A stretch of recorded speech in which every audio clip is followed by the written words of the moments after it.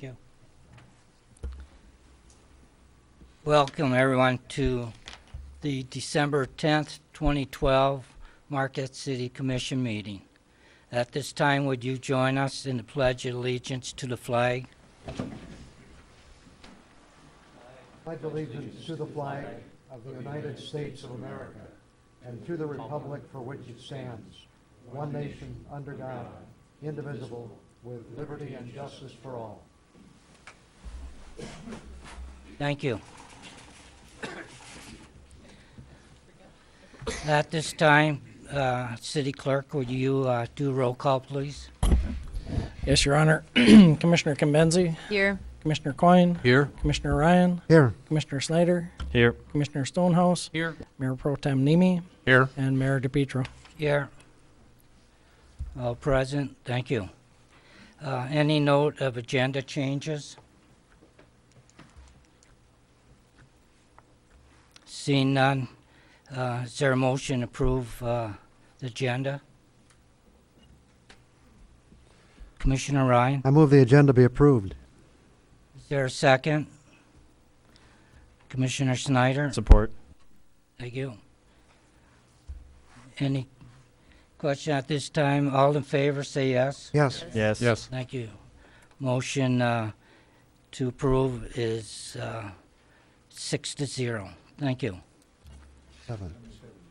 7-0. Thank you for the senior moment. I got a couple announcements here I got to make for openings on volunteer committees and boards. I got Board of Review, 2 openings. Local Officers Compensation Commission, 3 openings. Park and Recreation Advisory Board, 1 opening.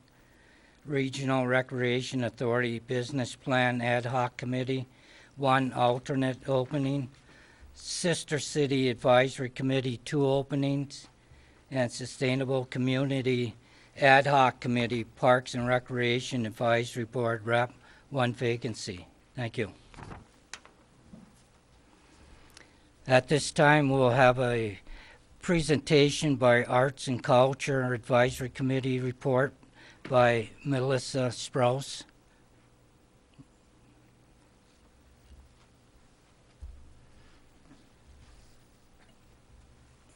Yeah, the presentation. Hi, I'm Melissa Sprouse. This is our first presentation for the Marquette Arts and Culture Advisory Committee, so please bear with me. Melissa, speak into the microphone, please. Sorry. Is that better? Okay. All right. And I apologize for the presentation. Our different versions of PowerPoint didn't really translate well. So I hope you can read that. But the mission of the Arts and Culture Department is to encourage, develop, and facilitate an enriched environment of artistic, creative, and cultural activity. And so the purpose of the Arts and Culture Advisory Committee, as we see it, is to advise the department on how the Marquette community would like to see that center's mission carried out. Oops. This is a listing of our current membership. We currently have 2 vacancies, although I see that we may be welcoming new members, which is exciting, as we have generally operated with several open seats, so it would be nice to fill that. Last year was a big year of change for us. We started off 2011 with Nikki Nason, who was and still is a very passionate supporter of the Marquette arts. She was our source of direction, and so when she decided to leave in August of last year, we were a little unsure of what our role was within the city. So then, under Carl Zucker, we started to develop a more clear vision of what we were supposed to be doing. There was a little controversy with a gallery showing, so we started to help jury some of the gallery shows and the pieces in the gift shop in a smaller subcommittees. So after a fairly lengthy process, which We were finally introduced to our new director, Tina Harris, in 2012. It's been a learning process for all of us, but we are all learning what it means to be a member of a city committee. And it's been an interesting look into how the city works. We are looking forward to helping Tina and the Arts and Culture Center promote Marquette arts, and to help the Arts and Culture Center become the umbrella organization that it can be. Some of our annual activities. Each year we hold the Arts Awards. So our committee seeks nominees for our annual Arts Awards. We get great submissions every year, and this past was no exception. Our committee met to discuss and vote on each award recipient, as well as vote on the artist who would create the actual award presented. As we have done in the past, the May ceremony was held in conjunction with the annual Lake Superior Artists Association member show, and they were both very well attended. Local artist Judy Sarasic created each award, and you can see here our 2012 recipients. We chose to personally present to each award winner, and we each briefly spoke about why we chose that artist. Other annual activities, we have held the holiday art sale. We chose 27 artists for that in 2011. And we all supported numerous events and receptions throughout the year, as you can see. Other accomplishments throughout the past year, we started a process where committee members began to jury items that are to be for sale in the gift shop and at the holiday art sale, as well as to discuss what will be shown in the gallery. We felt that by jurying shows and sales, this would help to ensure that we're offering high quality work and allows the Arts and Culture Center to be seen as a competitive and desirable location to show artwork. Programming for the Arabesque tent was secured for several dates during that summer, and discussion of the tent and programming was shifted to a separate committee and arena, allowing us to have more in-depth conversations about other issues. We promoted the Dandelion Cottage Month, and one of our own committee members participated in several of those performances. In June and July, the Marquette Matters mural project committee members worked with staff to apply for the Young Artist Grant, and we were awarded $2,500 to fund the Marquette Matters mural project. We had idea submissions from several local artists, and we chose Elizabeth Gensky as our young artist. We arranged for her to work with area youth to paint the mural panels that were then displayed at the Commons. I believe they're still down there, and you can see one there. We also helped to put on the Halloween Spectacle, which was performance art that involved local artists and musicians and any interested community members. And we hope to duplicate its smashing success next year. We had a little video put together, and we were hoping to show that today, but there were some technical difficulties on that. Currently, these are our current projects and future goals. We had been charged by Commissioner Snyder to come up with a vision of what an artist in residence and neighborhood revitalization program in Marquette could look like. As some of the last few meetings we've had have not had a quorum, it was our hope to be able to present this information to the commission soon, but we don't have anything together yet. We've also realized the scope and diversity of the arts in Marquette, from visual artists to theater groups to dance studios, and much more. It's our hope to be able to catalog all of these arts organizations in order to be able to help the MACC to better serve as the umbrella organization that it is. By identifying these individuals and organizations, we'll be able to identify those who could work with the Arts and Culture Committee on future endeavors. Third, our committee has a special meeting scheduled for this Wednesday to discuss the gift shop and the direction that local artists would like to see it go in. We're also going to be discussing future workshops as well as our attendance policy. The Arts and Culture Center was also just awarded a grant for Senior Center Arts, and we will help to advise the director as to what kinds of programming we would suggest for that. Some of the concerns facing our committee. First, attendance has been a concern. We have a very large committee of 12, and it's difficult to get enough members in attendance to have a quorum and thus get any business done. We have also held unfilled positions for a while, although that is changing today. Also, the even numbers of members on our committee could also potentially present an issue when voting, but this problem has not yet come up. The second is when we do have a quorum, we have to try to squeeze everything in, especially when our previous month's meeting did not get a quorum. There's a lot going on with the event with the arts in Marquette, and it has been a challenge for us to discuss everything that we would like to in 1 hour each month. And the last is our time. We are unable to run even a little late because there is another committee meeting scheduled for exactly an hour after our meeting in the same spot. Their members generally arrive a little early, which is great, but it makes the end of our meetings a little rushed. So that is what has been going on with us. Thank you for your time. Do you have any questions or comments for us? Right, just a second. Commissioner Ryan? Yeah, any idea why you think you're not getting good participation from your committee members? I know that there are so many things going on in arts and culture.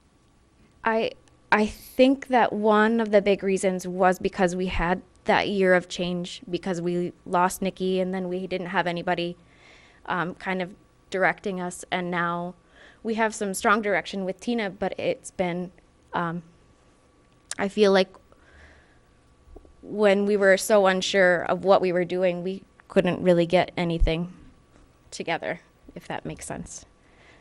And I would suggest that you stand up to the City Hall bureaucracy and have them schedule your meeting in a different room or the other group's meeting in a different room, because you shouldn't have to leave if you're not done. Okay. Just a suggestion.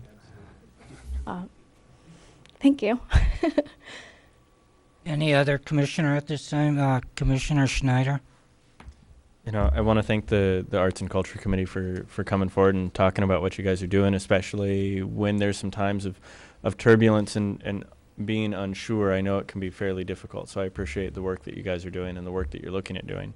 But I also want to make sure that I clarify just one statement on it. Is it was the commission that sent forward the idea of looking into the artist residency program. I proposed it to the commission, and it was a discussion. But for any of the committees that we have, as well as the public, I just want to make sure that the administrative process is understood, that none of the single commissioners can really task anything to you guys, but the commission as a whole. Other than that, I appreciate the work you guys are doing. Thanks. Any other commissioner? Commissioner Kimbanzi? I'd like to echo what Jason said, and I think it's always good when groups, individuals, what have you, can have constructive criticism about where they're at, where they're going, and where they're running into problems. I know, at least for myself and a few other commissioners, we're trying to look at how we deal with our committees, how we can better communicate with them, assist them, or help provide some sort of I don't want to say guidance, but just I don't know, be a sounding board, I guess, or kind of be there when times are tough, or you're in a rut trying to figure something out. And so it's something that I look forward to trying to work through with the city commission, as far as how often do we interact with our committees, how often do we communicate with them, and is there something that we can do better to help you? So that's it. Any other commissioner at this time wishing to ask any questions? Seeing none, I want to thank you very much, Melissa, for excellent presentation, and take the advice of Commissioner Ryan. If you need another room or whatever, go for it. If you have any issues, get hold of Commissioner Ryan, please. Thank you. At this time, I'd like to welcome four new members: Christine Spitz, Bob Frack, Sarah Winch, and Walt Lindela. Meet me up at this lectern here, please.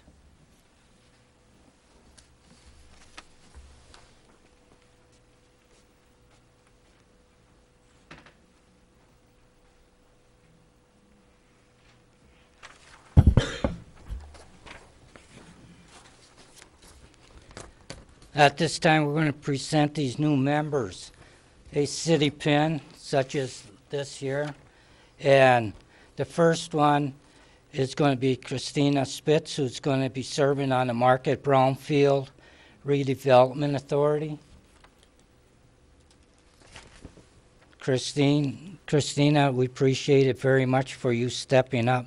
This is an excellent board to be on, and it's very active, so you won't be bored. Thank you very much.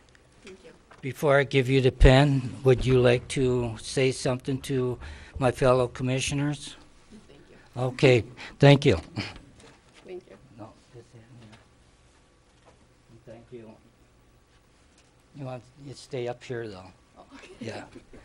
And the next one will be Sarah Winch. And Sarah is going to serve on the Marquette Housing Commission, and they'll need her expertise because I know that she's willing to step up to the plate on this, and she's going to do an excellent job. That's a very good board also. Thank you, Sarah, for doing this. Sarah would probably like to address something to my fellow commissioners. Not really. Okay. Thank you. And the next one, I'd like to present Robert Frack. He's going to be at the Harbor Advisory Committee. And I thank Robert very much for stepping up to the plate on this. Thank you, Robert. Would you like to address my fellow commissioners at this time? Just for a moment. Go ahead. Some of you know me and some of you don't. If you have any concerns or questions, please feel free and open to ask and also advice. I know we can't have every voter in the community on the board, but that every voter has a voice, and I want to make sure that they all get heard. And it's a wonderful waterfront community, and want to see the proper development of the marinas in our town and expansions. Thank you. Thank you very much, Robert Frack. And last but not least, Walter Lindela on the Arts and Culture Advisory Committee. He's the expertise on this. He's been on it before. And I'm going to ask him to address the commission after I present a city pin to him, because when you hear his radio voice, you'll recognize where he's coming from and the music that he sings. Thank you. No songs tonight, though. No. Thanks. Would you please address my fellow commissioners? Well, thank you.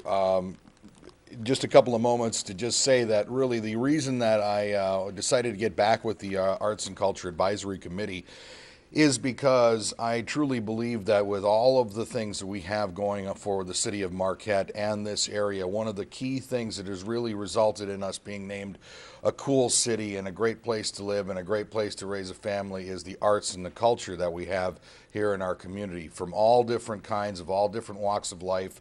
And I think that we can certainly work with the commission to get through some of the situations that were even addressed in tonight's report. Although I'm going to be new to the board and getting involved, or new to the committee, hope to work on that, but also just continue to foster the environment of creativity and arts and culture that exists within the city of Marquette and the surrounding areas. So I thank the commission for the opportunity. No, don't leave yet. Uh-oh. But anyways, thank you very much for that, Walt. I imagine a lot of people recognize that voice. But anyways, I want to thank these four for stepping up to the plate, but also my fellow commissioners are also very appreciative of this. And for that, we'll give you a round of applause. Thank you.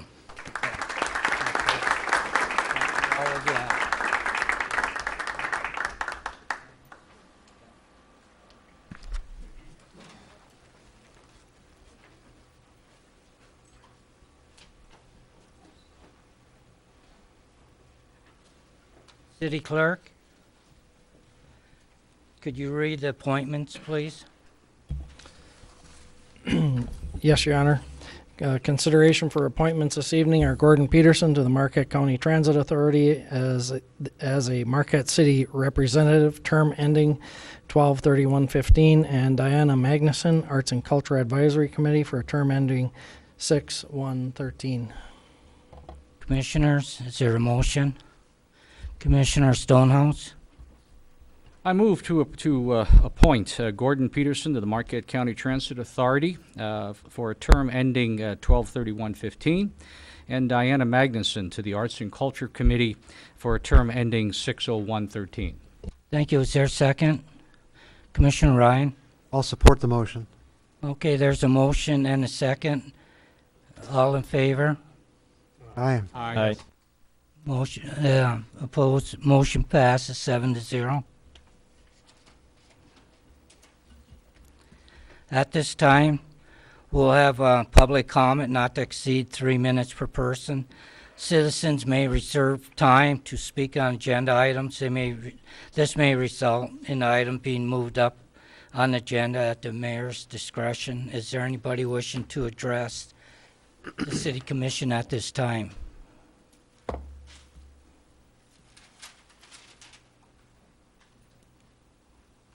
Good evening, Yorm Malankin and 8 Market Drive. I'd like to reserve time on item number 6, please. Number 6, thank you.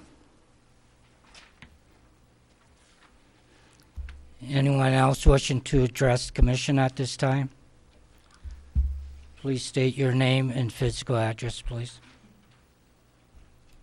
Hello, my name is Heidi Gould, and I live at 419 North 4th Street. And early in July of this year, I attended a city commissioners meeting and spoke during public comments, and especially regarding the need to increase the garbage receptacles coupled with recycling receptacles around our fair city. The response by the commissioners at that time actually rose the question of the general status of recycling in Marquette. City Manager Bill Vida offered to look into the situation and follow up. I met with him during his public office hours at Peter White Public Library, and he referred me to Rick Aho, the director of the Marquette County Solid Waste Management Authority. Rick informed me that 90% of the waste that we produce in our households could be diverted from the landfills, 60% of which is organics and compostable. Doing what we can to achieve that goal is not only environmentally friendly, but also provides a number of economic benefits to our community. After talking with Rick, I created a Facebook page called Marquette Cares, Community Amending Recycling Efforts, to share information about the current recycling program we do have and gather together citizens who share my interest and concerns with improving recycling efforts, not only in our homes, in the curbside, but at the city level as well. If the members of Marquette Cares who are here tonight could raise your hands, I'd appreciate it. We could show the participants that we have involved in our group, and this is just a small percentage of the numbers we have on our Facebook page. I and a number of our members actually attended the city visioning meetings to give our input on the new master plan. And sustainability seemed to be quite the buzzword at those meetings. And working towards becoming a more sustainable community is actually being incorporated into our new master plan. Recycling and enjoying the benefits of recycling locally is an integral part of the goal of sustainability. We, the members of Marquette Cares and other members of the community that I have yet to net and bring in, would like to know how we can be of service to the city in this effort. We want to be active and engaged in educating our neighbors on the benefits of recycling, how to do it efficiently, and increase the number of participants. We care enough about this issue to invest our time and energy, and would like, in return, a system that allows for more accountability to the people who put forth the efforts to recycle, as well as returning the profits from those efforts to the community. We'd like to thank you, City Commissioners, for your time and attention to this issue, and we would ask that you take advantage of our time, our energy, our skills and abilities, and most importantly, our commitment to becoming a more sustainable community. Thank you. Thank you very much. Is there anybody else wishing to address the commission at this time? Hello, my name is Chris Zenti Emmendorfer. I reside at 900 Lakeshore Boulevard, and I just am here to be available to address item 3E on the consent agenda in the event that the commission is considering removing it from the consent agenda. If not, I'll be back in January. Thank you. Thank you, ma'am. Anybody else wishing to address the commission at this time? Anybody else wishing to address the commission at this time? Seeing none, I'll close this portion. And City Clerk, could we go to the consent agenda, please? Yes, Your Honor. Item A, approve the minutes of the November 26, 2012 Commission meeting. Item B, approve the total bills payable in the amount of $681,587.61. Item C, approve the trail access permit for the February 15th through 18th, 2013 sled dog races contingent upon receiving the group's insurance certificate, and authorize the mayor and clerk to sign the permit. Item D, determine there is no advantage to competitive bidding and approve the repairs to the sewer vector truck by Barton's Auto Body of Ishpeming, Michigan in the amount of $5,690.36, being the lowest quoted cost. And item E, schedule a public hearing for the January 14, 2013 meeting to review the Planning Commission's recommendation. Commissioners, is there a motion at this time? Commissioner Ryan, I move we approve the consent agenda. is there a second? There is one item that has to come off the bills payable for Commissioner Schneider. With the exception of the payment of expenses to Commissioner Snyder. Very good. Is there a second? Commissioner Nemi? I'll second the motion, Your Honor. Thank you. All in favor? Aye. Say yes. Yes. Motion passes 6-0. Commissioner Ryan? I move 7-0. I move Thank we you. approve the expense payment to Commissioner Snyder. Is there a second? Commissioner Nemi? I'll second the motion. All in favor, say aye. Aye. Yes. Yes. Motion passes 6-0. With one abstention, Commissioner Snyder.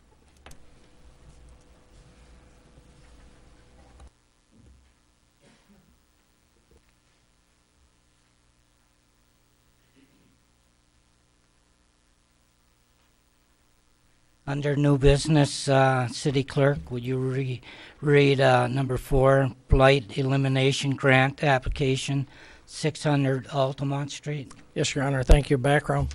The Marquette County Treasurer and the City of Marquette's Director of Planning and Community Development have identified a funding opportunity for a joint project of the Marquette County Land Bank Authority and the City of Marquette to condemn and demolish the blighted property at 600 Altamont Street. The funding opportunity is through the Michigan Blight Elimination Program, which has allocated $25 million to demolish vacant and abandoned properties and promote public safety, stabilize property values, and enhance economic development opportunities. If successful, the city and county would work jointly to condemn the property and provide administrative oversight for demolition and abatement activities, bidding, selection, and project completion.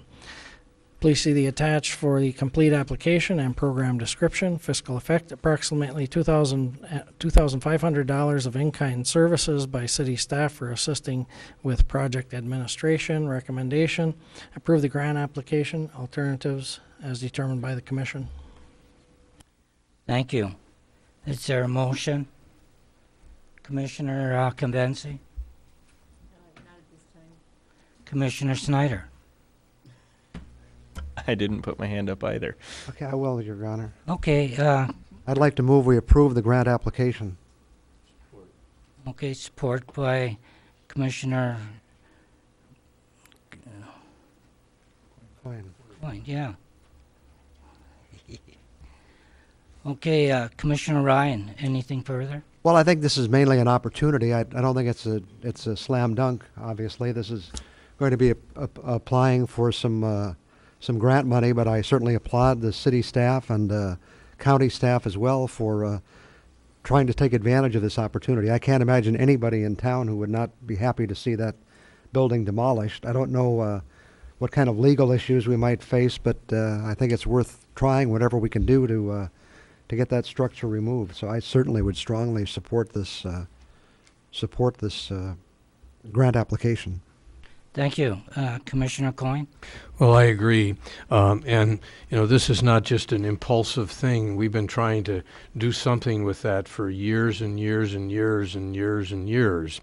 And the owner has been unresponsive and not interested. We have had other groups who have tried to make a commercial venture out of this with affordable housing, and that did not work financially.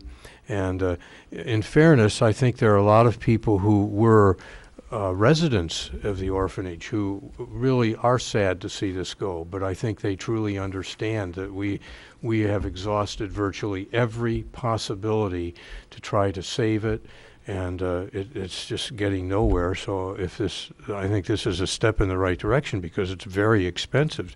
This probably will not cover demolishing it, frankly, but it's a step anyway. Thank you very much. Any other commissioner? Commissioner Convenzi? I just, I didn't want to make a motion not because I'm not in support of it. I briefly worked for the city in 2009 and got the pleasure of walking through the orphanage with Mr. Stakowitz and Chief Belt. And I would say I am someone who loves historic buildings and would be the first to say don't do it. But if anyone could walk through that building, and if anyone has seen that building, it's a hazard. It's a hazard for anyone around it, for that matter. But I do have some concerns, and I was hoping that our city attorney, as well as Mr. Stakowitz, could address, one, if there's a financial shortfall, how this grant works. Two, the city does not own this property. So I guess some legal questions I think some residents have is, how can we go in and kind of take down this building if we do not own it or own the property it sits on?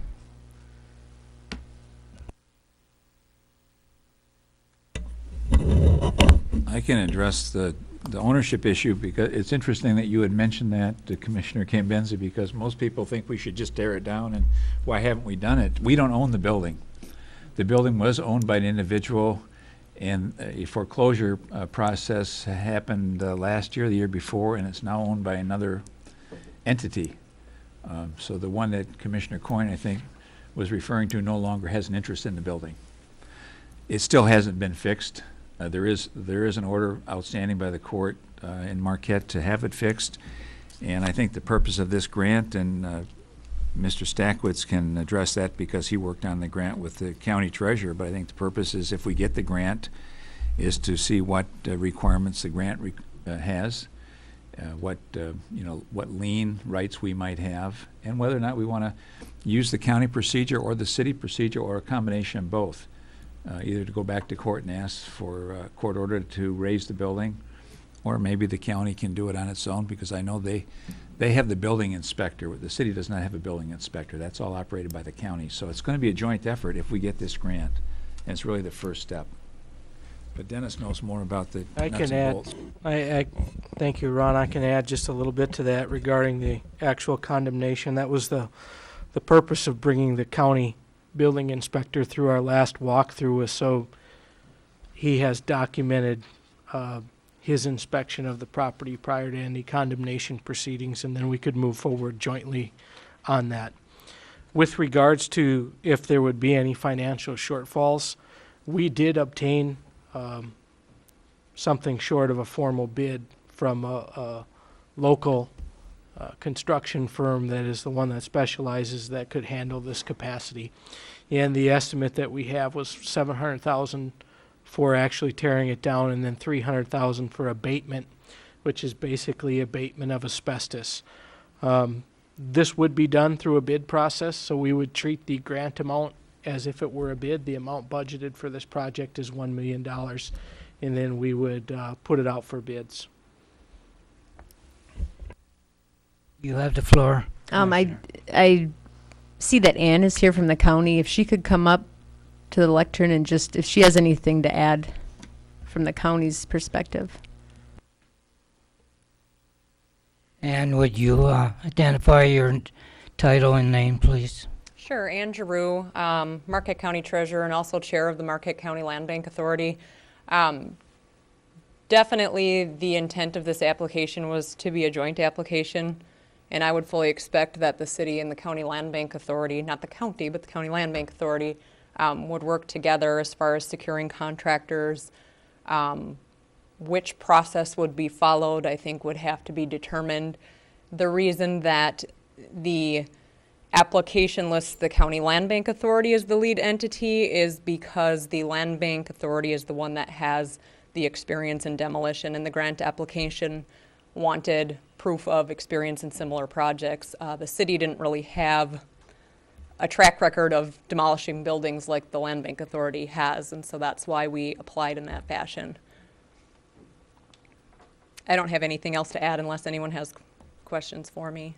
Would you stand by for a minute? Sure. Commissioner Schneider, you had your hand up.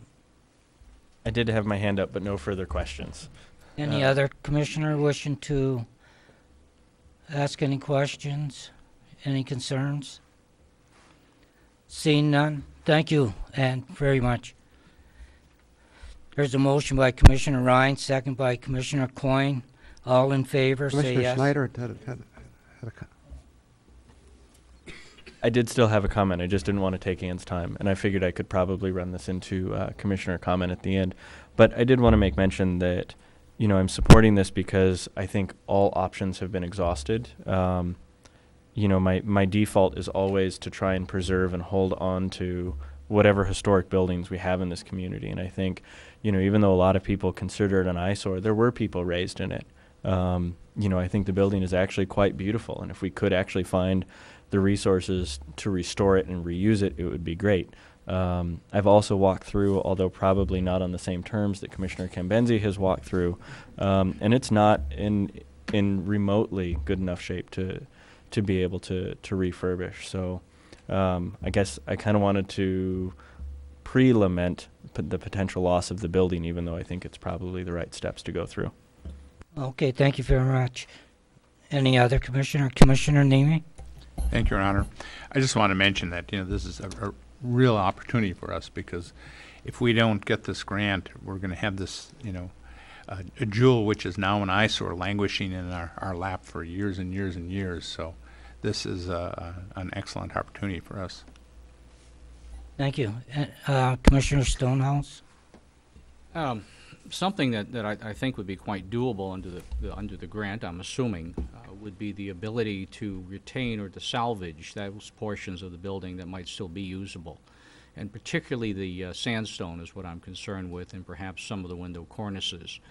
And if we can do that, certainly there would be the potential at some future time to reuse those in another structure, which would, in a sense, keep part of the history of that building alive in the community. So we're not totally just taking it away and dumping it. You know, we're trying again to hold on to that portion of our history that we can. And they're very obviously these buildings are hugely important to us, and you hate to see one go away. But in this instance, it's about the only thing we can do. Thank you. Thank you. Commissioner Ryan? I just want to emphasize again that it's my understanding this is really a long shot. This is not a done deal, and this has received some publicity, which is nice, but if people are thinking we're just heading down this track and a year from now that building will be gone, hopefully it will, but it's I believe the state has set aside $25 million, and $10 million is earmarked for Detroit and $15 million for the rest of the state. So you know, it's not going to be easy, but again, it's worth pursuing, and I appreciate the fact that we're doing it. The other thing is just to emphasize again, because somebody mentioned, people say, why don't you just tear it down? The figure of $1 million has now been established as what it would cost to tear it down. So that's a lot of money, a lot of money. Thank you, Commissioner Ryan. Any other commissioner willing to address this issue? Seeing none? All in favor, say yes. Yes. Yes. Yes. Oppose? Motion passes 7-0. Thank you. City Clerk, would you read number 5, city manager's annual performance and compensation, please. Yes, Your Honor. Thank you. Background. The city manager's employment agreement requires the city commission to evaluate the performance and set the compensation of the city manager in January of each year during the term of the agreement. Past practice has been to appoint 3 commissioners to serve on a committee to review the evaluations completed by all commissioners and make a recommendation regarding any adjustment to the manager's compensation or terms of employment. Fiscal effect, none by this action. Recommendation, appoint Commissioners Nemi, Snyder, and Stonehouse to serve on a committee to review the city manager's performance evaluation and make a recommendation regarding any adjustment to the manager's compensation or terms of employment. Alternatives as determined by the commission. Thank you. Commissioners? Is there a motion?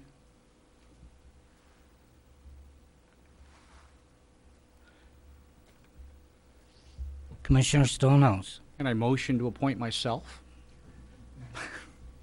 In which case, I motion that the, what am I motioning? I motion to appoint Commissioners Nemi, Schneider, and Stonehouse to a committee to deal with the, I lost the paragraph here, but to deal with the city manager's annual performance and compensation. Thank you. Is there a second? I'll Commissioner second the motion, Your Nemi? Honor. There's a motion by Commissioner Stonehouse. Anything further? Commissioner Stonehouse? Well, I guess I would only say that we do have a contractual obligation to review the city manager's performance, and we're fulfilling that contractual obligation. We will, in fact, be coming back to the commission with a given report and recommendations, which then go through a full vetting and discussion for whatever action we choose to take. So this is one step of many. Thank you. Commissioner Nemi? Thank you, Your Honor. This is the procedure that we approved back in June or July, that we would move the manager's annual evaluation to January. I think perhaps in the future, with the new charter and the new budget timeframes, we may want to look at a different timeframe, but this is the procedure that we established back in June, so I think we ought to follow it. Okay, thank you. Any other commissioner? Your Honor. Commissioner? Could I just make one comment, because I want to make sure it's clear from the motion. I know Commissioner Stonehouse may have short-handed it a little bit, but these commissioners are going to review the evaluations of the entire commission. They're not doing the evaluation, and I think that I want to make that clear in the motion. You are correct, and that is the intent of the motion. Okay, thank you. Commissioner Ryan? Well, I'm going to be honest and say I'm disappointed in the way this process is being handled. I think this issue, I don't see it as a contractual obligation. I see it as one of the primary responsibilities of this commission. And so my concern is not with the manager or his performance, but with the way we're doing this performance review. I think this should be commission-driven, not staff-driven. I believe there should have been discussion by this commission sitting at this table about how this year's evaluation would proceed. Instead, we got an email saying complete this form and return it in a week. I'm mostly disappointed because I don't believe the process that's been laid out rises to the level of what an evaluation should be of the chief executive officer of the city. In addition, the form we've been asked to complete is actually outdated. It refers to goals for the city manager that were part of his last evaluation.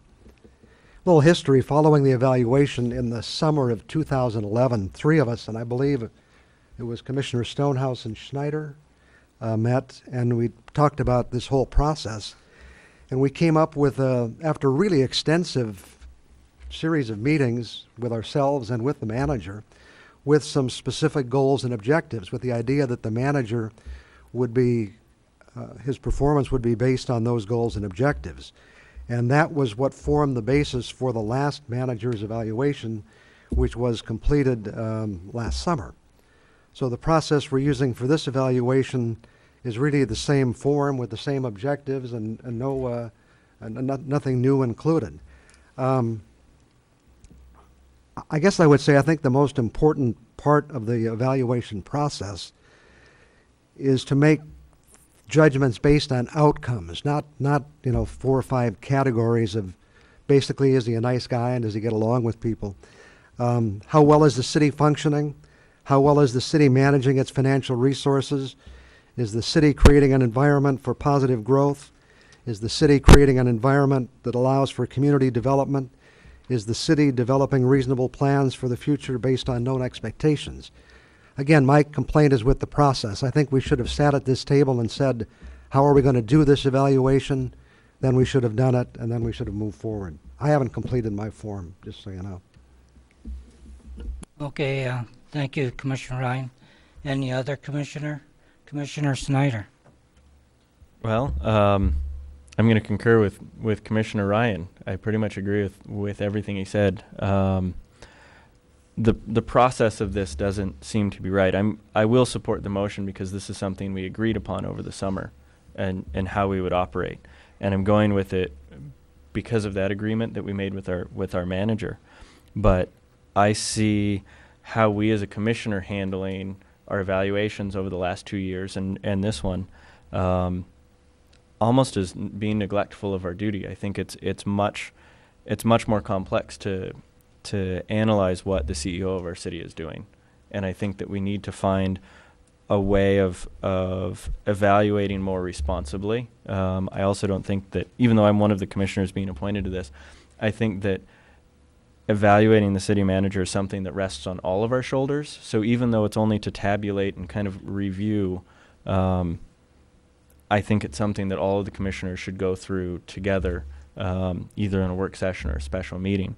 So as I said, I will support this motion to go through it right now, but I would really request that we as commissioners set up a time shortly after January 15th, the deadline that this is due, to discuss how we deal with our evaluations in the long run and set up a system outside of trying to deal with it, because we've talked about it at the last evaluations.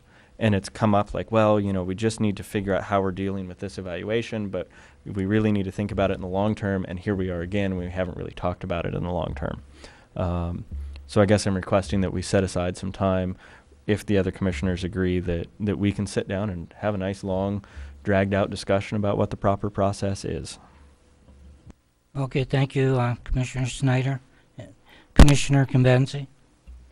Yeah, I'd just like to, I guess, echo what Don and Jason have said. And I was a commissioner that when I opened this email and saw I had 6 days to do it after only attending, the initial induction meeting, but also one full meeting, and I had to evaluate one of 2 employees that I'm responsible for, the city manager and the city attorney. I didn't think it was right, and I guess one thing, that I'd like to put in this discussion is, why are we doing it in January when elections happen in November? So this year there are 2 new commissioners on who haven't had a chance to even work with the city manager. We're evaluating them. Next year there could be 1, there could be 2, but in 2014 there will be 3 new commissioners coming on who will be expected to evaluate the city manager, having less than a month with working with him. And I mean, it could work in his favor, it could work against him, but I think one thing as commissioners we really need to make sure we're doing is we're knowledgeable about what we're here to do. And it's policy, it's finance, we have 2 employees, and it's to work with our committees and commissions. And certainly to direct our 2 employees, the city manager and city attorney. And I want to make sure that we kind of stay focused on that, because things tend to fall apart if we're not. And so I guess as part of this evaluation process, I think it'll be a good time for all of us to kind of revisit our roles and our duties. And that was one thing I feel fortunate being on the city charter commission. It allowed me to walk through our form of government, our duties as elected officials, and who we manage and who we don't. And so I look forward to providing a lot of my opinions to this committee, even though I'm not on it. And I guess I'm thankful that all of us see it as an equal duty we're elected to do. Thank you very much. Commissioner Coyne? I agree with Commissioner Schneider's comments and Sarah's comments too. I am very uncomfortable evaluating someone, their performance, one, without direction, and two, with such a short time. I'm not going to fill it out unless I wait until January to do it. I mean, even that's pushing it, frankly, for me. And I really think a follow-up motion would be appropriate to set up a work session to work this out, so we are responsible for it. We have certain goals, and we change the time to do it, so new commissioners have an adequate time to get to know the manager and thus evaluate him or her properly. Thank you. Commissioner Stonehouse? I certainly agree. Again, this is, I don't want to call it a stopgap measure. This was done last year because of trying to get some dates straight. It may not have been the best decision we've made, but it is a decision made that we need to finish through. And when, again, this committee comes back, they will give you a series of recommendations, and hopefully those recommendations then become the jump-off point for, I think, defining a better way to do what we all want to do better. And I think we can certainly make that work, and make that work well. Changing the dates makes an awful lot of sense, because that then would allow a greater time for the new incoming commissioners, but understanding too that we will always have new commissioners. As we roll this system of government, we will always have old folks and new folks, and we have to live with that and manage with that. Okay, thank you. Commissioner Ryan? I just want to really emphasize, none of this has to do with the manager's performance. I'm not being critical of the manager's performance in any way.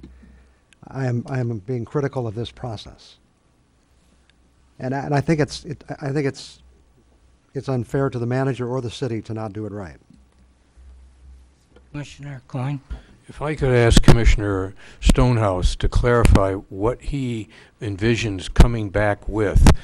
Are you coming back with a review of the commissioners that participate in the performance evaluation, or coming back with recommendations as to goals and objectives? What we will do is what the commission has done in the past, which essentially is to make a recommendation as to any potential adjustment to the manager's compensation in terms of service. We will also come back with a recommendation of exactly what we've been talking about. Should we change it? Do we think there'd be a better idea in place to do that? And simply throw it out on the table. And at that point, the commission discusses and decides, what does it want to do? Does it want to go to a work session and chew through these things separately? Does it want to take 3 commissioners as a subcommittee and let them chew through it? At that point, the slate's clean, because we need to begin to look at the next year and say, what are the goals or objectives for the city manager? And that's the opportunity to do it. So what we're going to come back with, I'm not sure, because we haven't met. We are, by motion, going to come back certainly with any recommendation for compensation, because that's part of the motion. Thank you. Commissioner Convenzi? I'd just like to add that I hope when we're looking at how we evaluate, when we evaluate the city manager, we're also looking at the city attorney as our other employee that we're responsible for. We did put it in the charter. They're the 2 employees we have that we will now begin to evaluate yearly, and I think certainly there will be a lot of similarities in how we evaluate them, and I guess I just want to make sure that we're looking carefully at both positions and not just one. Thank you. Commissioner Coyne? Nothing further. Any other commissioner? Commissioner Nemi? Each year I've been here, we've done a different evaluation instrument. And last year, I think we had a fairly good instrument. The normative scale, the items we score them on by numbers were you do it, and it really didn't have a lot of I guess from my standpoint, it didn't have a lot of utility. The goals and objectives we had were very good. When I got the form this time, I guess I wasn't put back by the week that we had to do it. I knew that back in June we approved this. we hadn't gotten to it earlier. We've gotten to it earlier than we have in some cases. I was disappointed that we didn't have a new set of goals and objectives to measure him on for this brief period. I don't disagree with some of the concerns of other commissioners that when I looked at the timing, I thought, well, yeah, it was when we did it back in June, we just didn't think of the fact that we're going to have two new people who we're asking you to do an impossible task. It can be done, but it's much more difficult. I agree with Fred. I think this committee will give us a chance to bring back a recommendation that we can look at a work session. We can go into work session and we can look at instruments from the MML, from the ICMA, all over the place, and we'll spend a lot of time spinning our wheels. I think it might be good if we have a recommendation that we can jump off from at a work session for how we want to do this in the future. And I guess I've been on the commission for 3 years, 4 years, so I guess it'll be the fourth evaluation instrument that we'll now reinvent and I'll fill out. Thank you. Commissioner Klein? Well, I appreciate those remarks, and here's a thought. The next agenda item is our rules, and if you look at it through the city manager and the city attorney's eyes, this is just like, who knows what's going to happen when, we don't know, what am I going to be evaluated on? And other commissions I've been on, I hesitate to say, have forgotten to do the evaluation of the city attorney for a couple years. How's that for lame? You're to be commended that you're concerned that you want to do it. I think it might be a reasonable thing to put in the rules that say in January there will be a work session where you establish a criteria to evaluate the city manager and the city attorney, and then say, I'll just pick a date, in April or May or what, then they will be evaluated based on that. It gives the new commissioner a time to assess and deal with the two positions. It doesn't allow for forgetting or arguing or what are we doing or why, or if you have it in the rules, that makes to me some sense. So I would welcome comment on that. Commissioner Namey? Yeah, I think that's an excellent idea. I think we ought to look at that in our new rules, but perhaps maybe not put times and months, because in June we went ahead and said, well, January is a great time, and we're now here approaching January. We realize it's one of the poorest times we could have chosen, and perhaps what we could put in the rules that the commission after the adopting the rules will hold a work session with the new commission to look at the evaluation process. Maybe by that time we'll have a better handle on what kind of a calendar we want to look at too. Thank you. Any other commissioners at this time?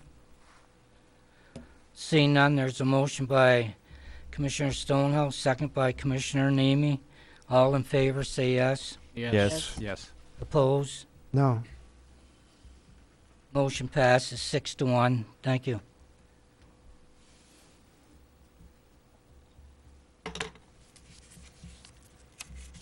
City Clerk, would you read number 6, City Commission Rules of Procedure? Yes, Your Honor. Thank you. Background. Each year, the Commission adopts rules of procedure to help the Commission run an efficient meeting and to deal with the public and the media in a positive manner.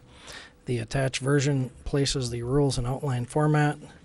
Fiscal effect, none. Recommendation, discuss the City Commission rules of procedure and determine if any changes should be made. Alternatives as determined by the Commission. Thank you. Commissioners? Oh, I'm sorry. Yarma, you're welcome to go up and speak at this time.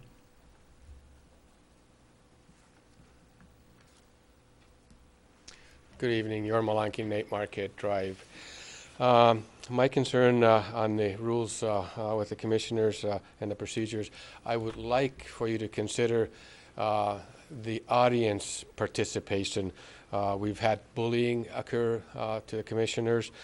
We've had behavior problems with certain members, verbal abuse toward the commissioners. I don't believe the commissioner should be verbally as a punching bag from an audience. There should be some behavior that's acceptable, and there's been many times that behavior from this podium has not been acceptable, far as I'm concerned. It should be looked at as current topics of discussion. I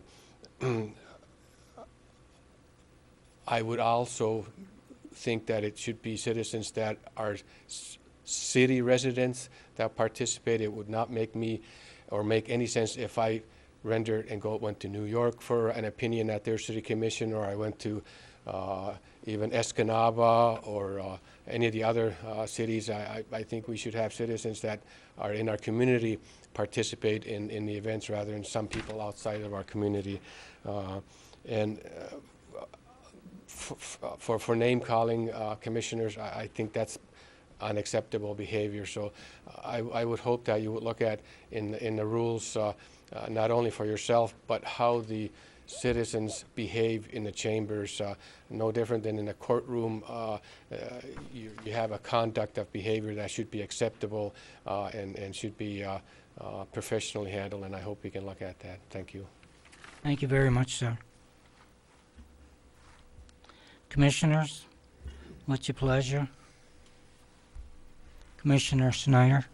Yeah, I would like to ask a question of our city attorney. You know, with what Commissioner Coyne had brought up about, you know, being able to add a date into our rules, you know, we could hammer things out this evening, but I'm also curious under what process we may be able to change the rules of procedure at another time. If we end up having a work session 3-4 months from now and decide to add something like that into the rules, is that possible? Of course, we do change the rules from time to time, and there's nothing written in the charter that requires us to adopt these rules in November or December. In fact, if you'll look at the revisions, they've occurred throughout the year. So that's not an issue at all. Commissioner Coyne? Thank you, Your Honor. I'd like to ask the attorney a couple of things in follow-up to Yorma's comments. I think I know the answer, but perhaps you could. Because of the right to freedom of speech, anyone, regardless of their residence, can talk here. Is that correct? That is correct.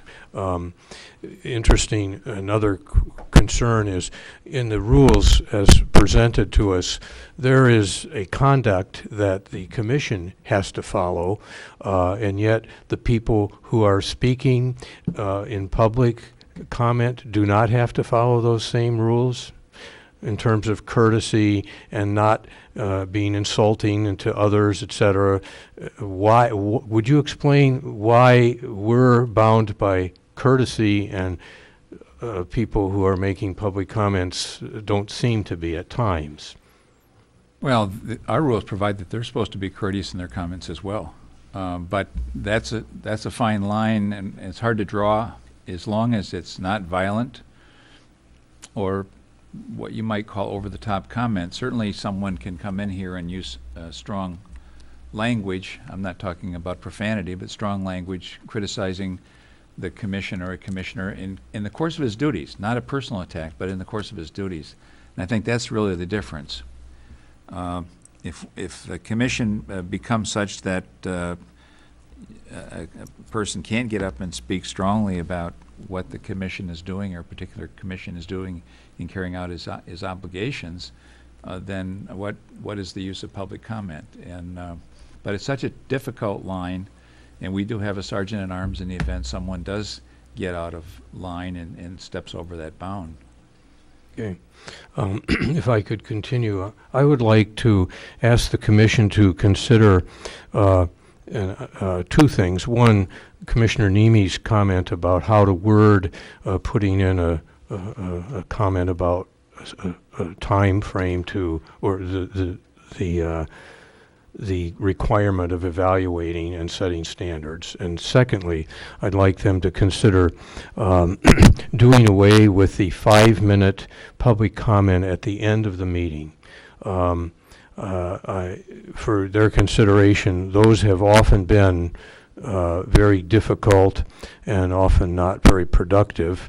And in many public hearings that I have gone to, the most recent one being the purchase of Marquette General by Duke LifePoint, you were allowed 3 minutes for public comment, and not 3 minutes and then 5 minutes afterwards. So I wonder if we could consider eliminating the 5 minute and keeping the 3 minute public comment, and particularly having that at first, because as we saw tonight, there were public comments that were quite valuable, cares.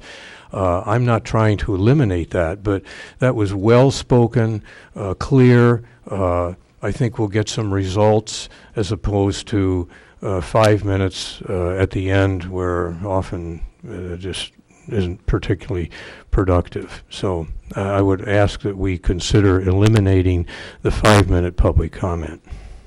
Thank you, Commissioner Coyne. The city clerk is taking notes on all of our comments, and you are putting them into a package. Is that what?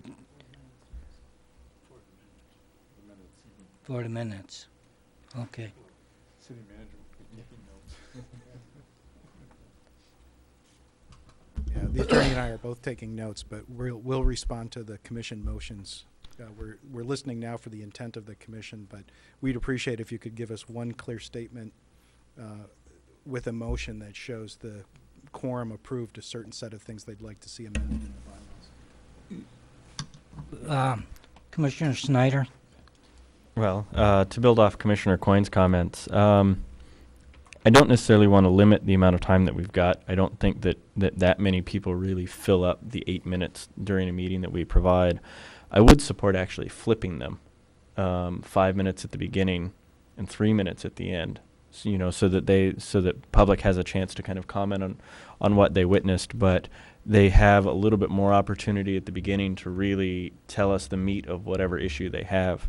But something else that we've heard recommended that I would encourage, and I don't know procedurally the best way to do it, but it's to put public comment before we set the agenda, so that if somebody comes in with something that for some reason needs to be discussed and needs to be added to the agenda, we can do that. And I don't think that happens that often. An example may be the Marquette Cares organization. They came in for a public comment. The agenda's already been set. And so I think it would give them the opportunity to address the commission, and if the commission needs more time, we can decide to put it on agenda later. But if it's something that seems really clear that we can address at the time, rather than sending them through the red tape of getting on the agenda, we can put them on the agenda at that time. Thank you, Commissioner Schneider. Commissioner Ryan? Well, just to get involved in the discussion here, first of all, I think, as far as where we are, we have a certain rules of procedure. So as far as what the manager and clerk are going to do, unless they hear us say specifically we want to change some part of it, we pretty much have what we have. So I think we have to be very clear about that. I would say I don't think we need 5 minutes of public comment at the beginning or the end. I think we're here to conduct the business of the city. And I don't think I've ever spoke more than 3 minutes on an issue. And I'm probably one who speaks up quite a bit, as you'll sometimes agree to. But, I think, people are here to talk to us about an issue. They're here to alert us to something going on in the community. They're here to bring something to our attention. And believe me, if you can't do that in 3 minutes, then you're not working very hard at it. So I think, at a minimum, we should keep both public comments at 3 minutes. Thank you, Commissioner Ryan. Commissioner Stonehouse? I would support Commissioner Coyne in eliminating the 5 minutes at the end. And my thought is this: the ability of our citizens to address their elected leaders is absolutely paramount in any democracy. They need to have the ability to talk to them, explain their issues, and tell us what's going on, tell us, like as Commissioner Ryan indicated. They can do that in 3 minutes and say anything they want to. They also have the opportunity to take time against any item on our agenda and go into that in greater detail. So we are certainly providing a magnificent opportunity for all of our residents to come in and talk to us.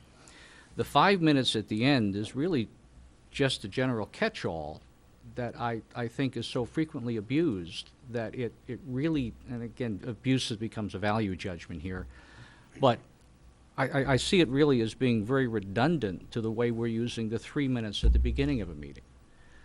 So I would certainly support eliminating the second 5, keeping the first 3 at 3.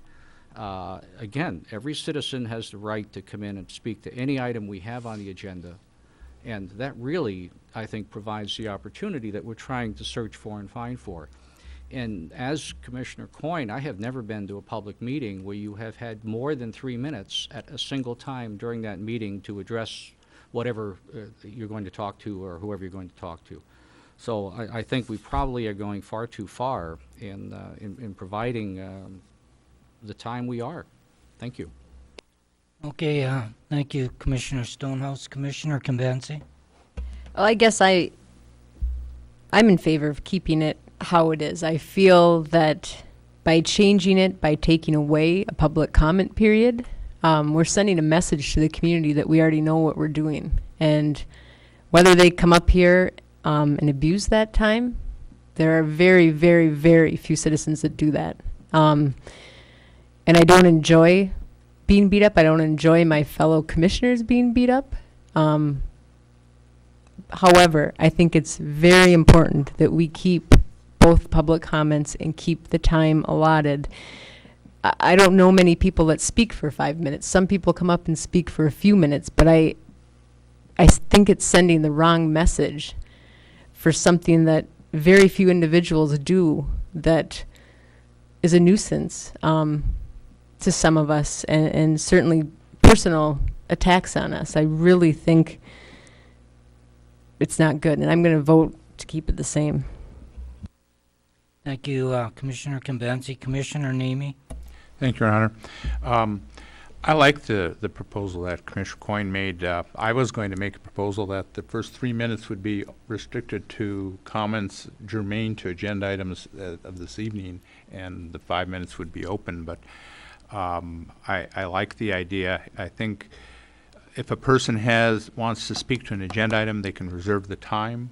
Once they get the agenda item, it's pretty well within reason. They're not even restricted to necessarily the 3 minutes. And I think that's critical. People ought to have the opportunity to address us. If people want to address us on an item that's not on the agenda, there's ample opportunity for them to come in. They can go to the manager's office hours. They can contact any commissioner. They can contact the city administration. Perhaps they don't know that. And I think finally, as the attorney pointed out, these are our rules. We can amend them at any time. We can amend them next meeting, and the next meeting, and the next meeting. We could try this scheme. If this scheme doesn't work, if we perceive that we're inconveniencing the public, or if we get a lot of public that come up and tell us that we're treating them poorly, they can't address us properly, we can change our rules. We can rectify the situation. But I think we do need some change in it, and because occasionally you get a person who wastes our time, and I think that needs to be dealt with. Thank you, Commissioner Nemi. Commissioner Coyne? Well, I appreciate people's comments, and I would be willing to compromise my hard-nosed position to a 3 minute at the beginning and a 3 minute at the end. I think that's a compromise. I'm happy.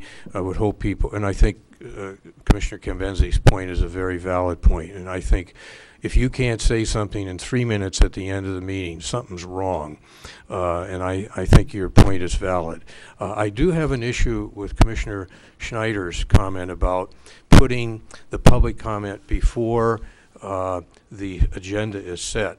That's a recipe for me for chaos, because you look at the amount of time that is put into setting the agenda and all the stuff there, and then all of a sudden I come to a meeting and somebody comes and they talk and somebody says, well, let's put that on the agenda now. That's just not going to work.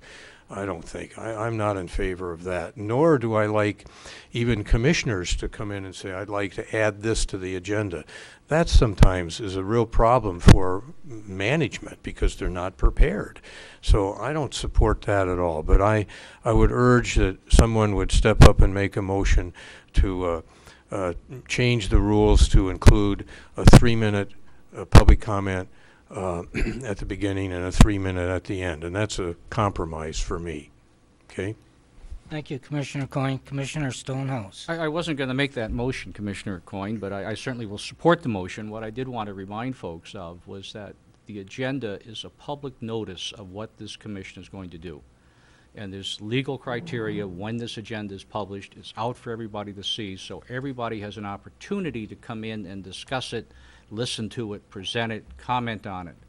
And when we start adding things at this table, we have just taken away from the public that most important right of knowledge of what their legislative body is going to do. And I could comment that you might see what's happening in Lansing as a reflection of that, if you chose to look at it in that fashion. So it is very important that we don't add items at this table except under the most dire or simplistic circumstances.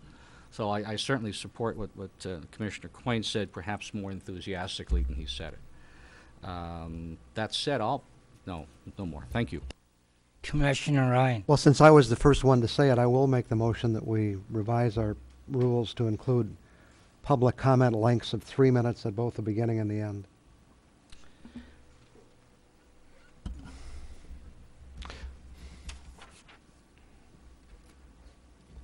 My intent is not to deny anyone, but I think, we're here to conduct business, not, and 3 minutes is adequate time.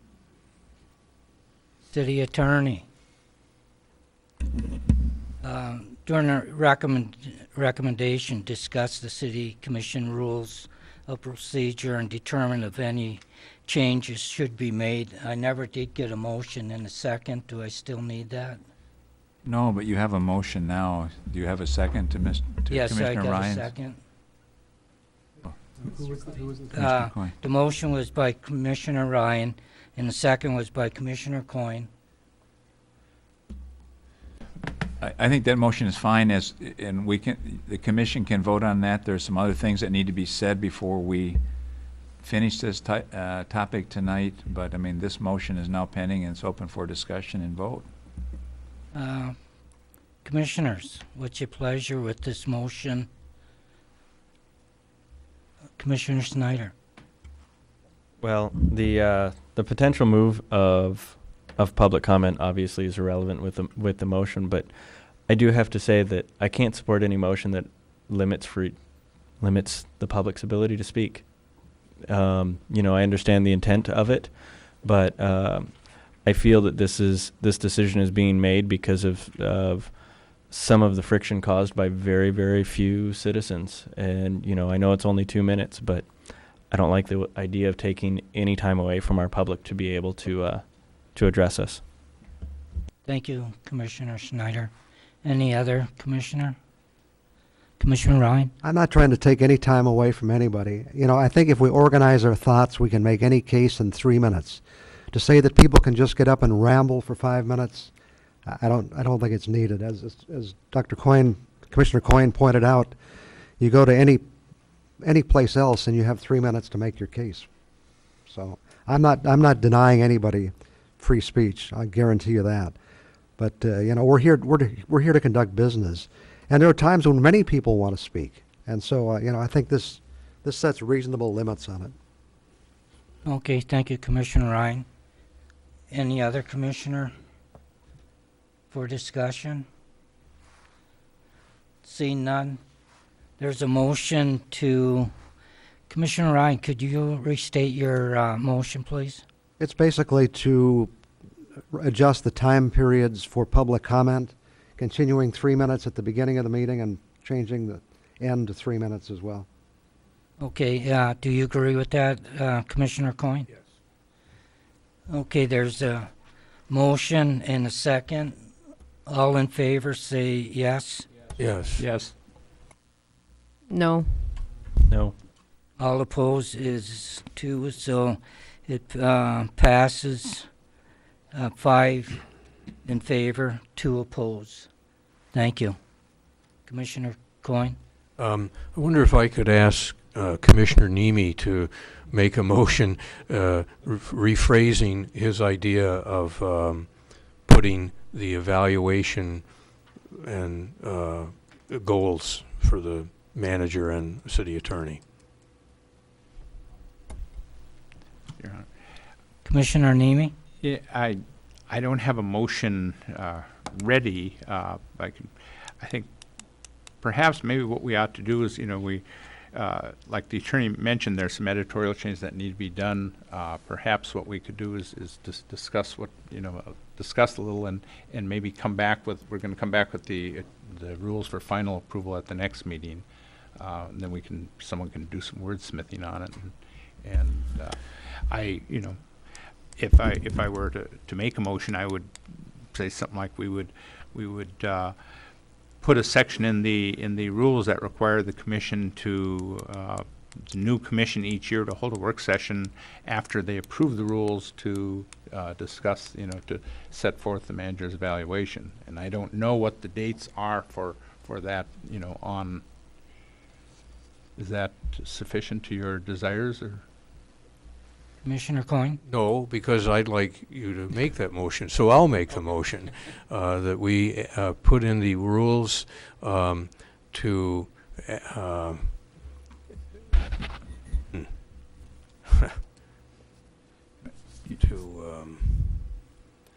Evaluation? to have what the lawyer is pointing to me. City And attorney? I understand what you're trying to do, Commissioner Coyne, and it's fine, whatever your motion's going to be, but I want to remind you, the reason that you were talking earlier about this whole evaluation process of the city manager is it's always been somewhere like in May or June every year, and it was done last year at the same time. But the contract that was entered into with the city manager changed the evaluation date to January. And until that contract's up, that's when he's going to be evaluated. You can put it in these rules, but it's not going to trump the contract. All right, well, that was not my, can I? So if you want to have the evaluation at a different time, that's all I'm saying is when you make the motion to do the evaluation, make it clear that there's a contract that calls for when the evaluation has to be done, and that's why it's being done this January. How about the rules would read, after the evaluation of the city manager in January, that we then set up a work session to establish goals and objectives and a time frame to do this. That would be my motion. It's not very eloquent, but that's the intent. City attorney, did you wish to repeat that, or would the city attorney? I understand the motion, and it'll be in the minutes, but the idea is, I think, is to add this language to the rules of procedure. And so we'll draft language to that effect. Okay, I need a second. Is there a second to Commissioner Coyne? Okay, thank you. Commissioner I'll second, Namey? Your Honor. Very good. Any further comment, Commissioner Coyne? Any further comment, Commissioner Namey? No, Your Honor. Any other commissioner? Commissioner Ryan? Just a question, what is it we're voting on? I know what the subject is, but are we voting that the attorney is going to draft some language and bring it to us, or are we voting on some unknown language? That's Commissioner Coyne made the motion. I think the city clerk ought to have that motion. Thanks, Ron. The gist of the motion at this point would be to add a new section requiring the city commission to set up a work session following the manager's evaluation to set in place goals and basically goals and any other issues they may want to bring up at a work session of that nature. Is that correct, Commissioner Coyne? Commissioner Kimenzi? So we're still only doing the city manager? We're not gonna, You want both? It should be Commissioner both. Coyne? The January date was there because of the contract thing, but it should read both, city manager and city attorney. Otherwise, it may not get done, or we have the same arguments again.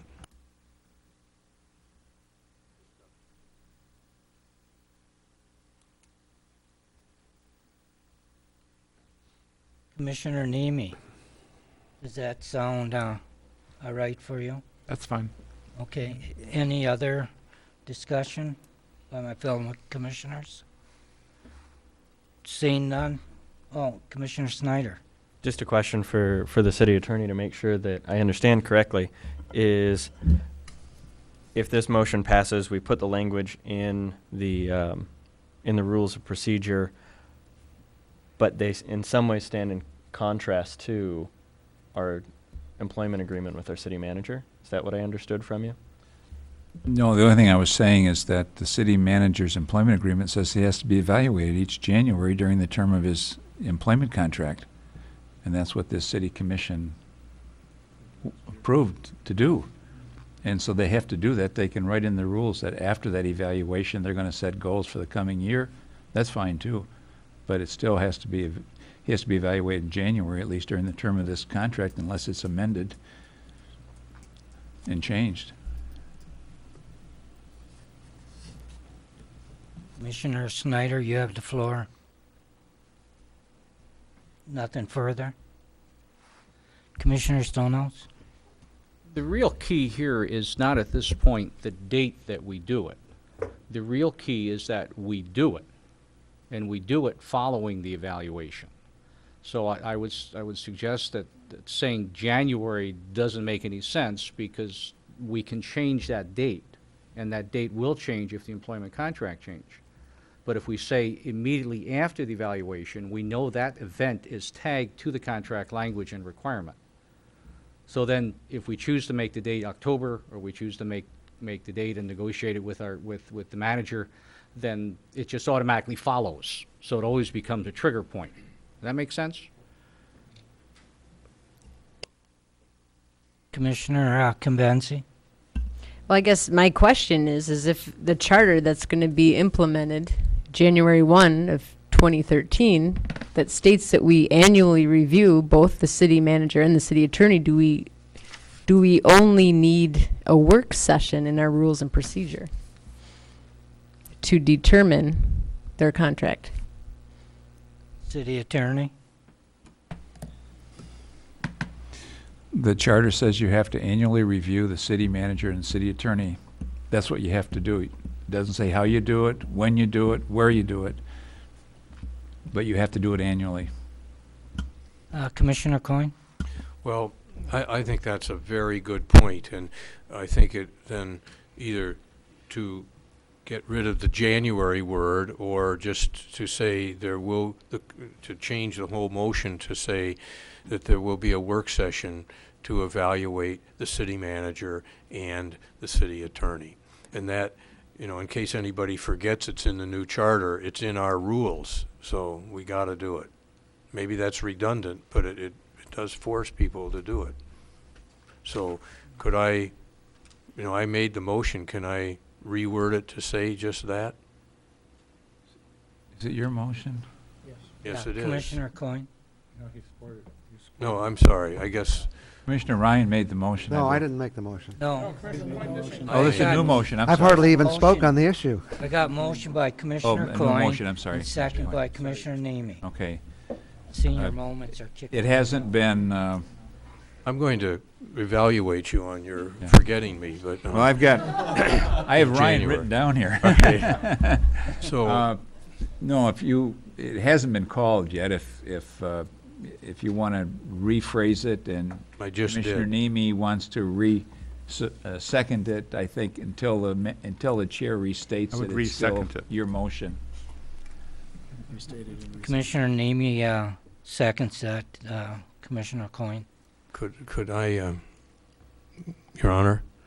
Could I Yes. ask the clerk to read the motion back then, so we're all clear what we're voting on? Yes, you may. City Clerk? Thank you, Your Honor. The motion, I think, has been amended to say that the city commission will conduct a work session to evaluate both the city manager and city attorney each year or annually.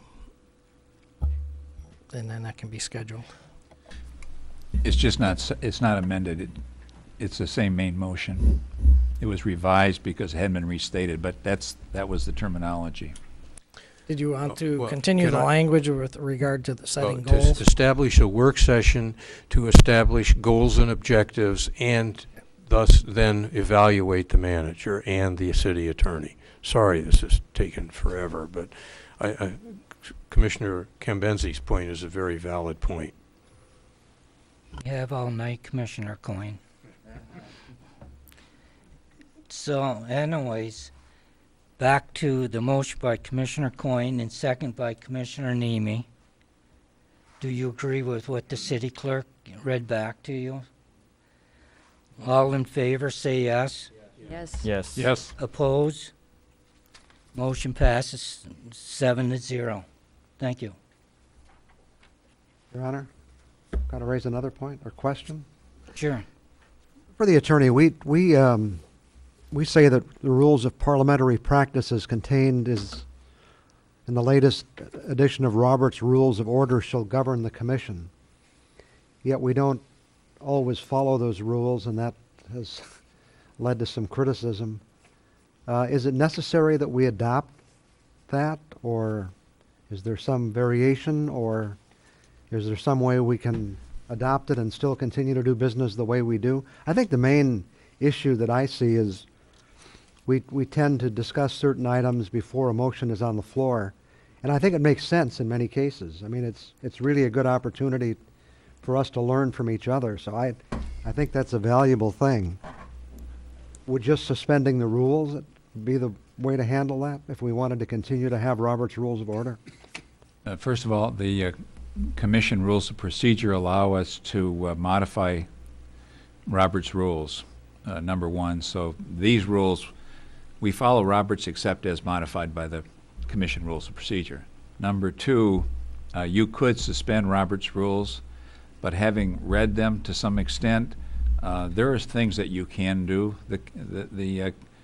The commission can decide to discuss things before a motion. I mean, that's not written in stone by Robert's rules. It's a suggested practice because it keeps the commission focused on what that business item is. But that doesn't mean that you can't, in certain situations, as a group, decide you want to have discussion first. It's almost like getting background information on something.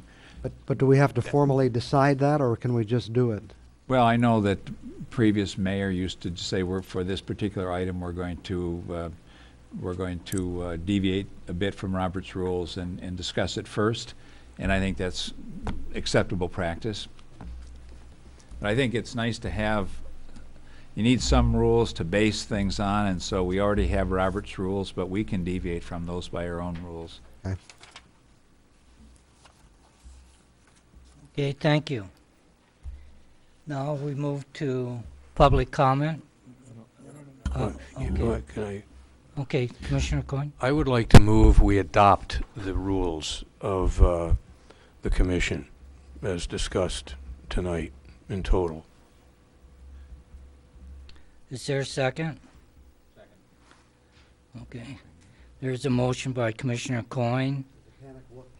Yes. And Well, if I could just make a comment on those, as the commission knows, there's a new charter starting January 1, and the rules that you have now in place that you're adopting refer to several charter sections of the old charter.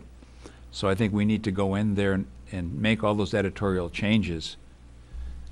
So, we wouldn't be able to do that tonight because it refers to different charter. We could be here a long time going through each one and saying, okay, where does that one enter the new charter? Instead of chapter 9, it's now chapter 2, paragraph or section, A, B, or C. So I guess what we were anticipating is once we got motions on substantive issues like you've already done, that we would revise the rules with all of those editorial changes and then present it as a package at the next meeting or the one after. One good example is under the rules of procedure and under our previous charter, you had to give 24 hours notice for a special meeting. Under the new charter, it's 18. We need to make that change in these rules, and no one's moved to do that. So I would just do that editorially, but we can't do it tonight without going line by line. Okay. Commissioner Coyne? I rescind my motion then. Thank you. Commissioner Namey? I move that we direct the city attorney and staff to take our comments regarding the changes to the rules, make the editorial changes, and bring back a finished copy for us to vote on at the next meeting. Thank you. Well, City Attorney? just 1 second, I guess, is a week going to be sufficient, or? Okay, well, if you can't, you just tell us. Yeah. City Manager, was there any comment? Thank you, Your Honor. Only that in tracking the substantive issues the attorney spoke to, there were really 4 we heard, and I wanted to make sure before we walk away from the table that we've got clear direction on each one. I believe the first one was the public speaking, and we have a motion on that. The second one was the city manager, city attorney evaluation. We have a motion on that. There was some discussion, but it was tabled on whether or not to address the concerns Commissioner Schneider raised regarding where in the agenda process public comment should be placed. And then there was one other one that didn't really receive much discussion, but it was raised, and it spoke to establishing specific rules of decorum for how we expect people who are participating in public comment should behave. The attorney advised that people who are participating are bound by the same rules we are, but if there was some other explicit action the commission was looking for, potentially that would be consistent with the same kind of rules that are adopted in the federal government or the state government. And so if that's something you'd like us to look into, offer them up at the next meeting, or if we can consider that tabled, I'd like to get that clarification too. Commissioner Schneider? This is more for clarity than for discussion, but I'm going to make the motion that we move public comment so that it is before the agenda setting process. That is a problem only, as Commissioner Stonehouse pointed out. This agenda has to be set and published, and it goes out on the city's website, doesn't it? And goes on TV and other places. That makes it very difficult to have an agenda that the public can rely on if it's set before then. Or for staff to respond to. I'm afraid if we started doing it that way, we'd be ending up owing you a lot of information because we wouldn't be able to anticipate what might be coming before the commission Right. at the last minute. I understand all of the concerns, and as I said, this is for clarification for staff because I don't think that'll have support. But since it's been brought up, we have, as the commission, the ability to change an agenda at the beginning. We can add things to the agenda. We can table things from the agenda. And so to hear it from other commissioners and to hear it from staff say this is going to throw everything off and it's going to make it chaotic is ridiculous, because if anything's going to be added to the agenda, it still has to be by majority vote of commissioners. I don't think it'll throw it off. I just have to make that argument because I know everybody's concerned about it. That said, I'm just throwing this out there for staff clarification. I've made the motion. If anybody wants to second it, great. If nobody wants to second it, then it dies and staff has clear direction. Is there a second to Commissioner Snyder's motion?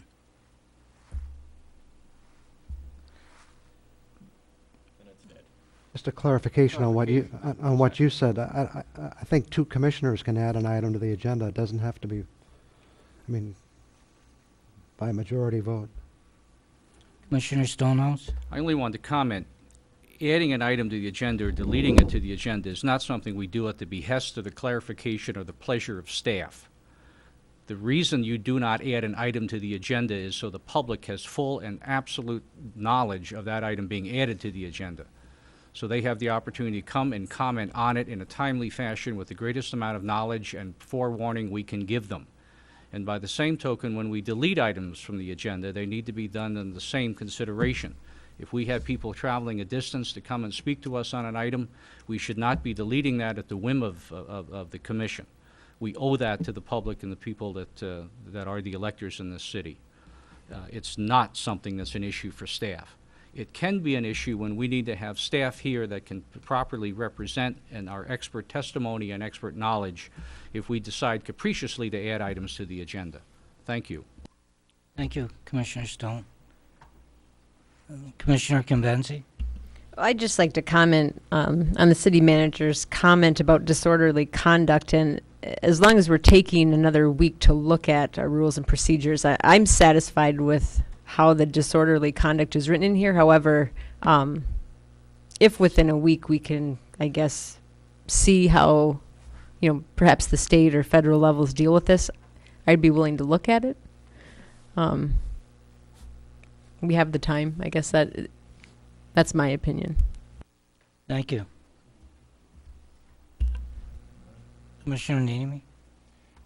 I would make a motion that the city manager, as part of drafting a final set of rules for us, look at the rules of decorum at the state and federal level and provide us a recommendation or some options for our consideration.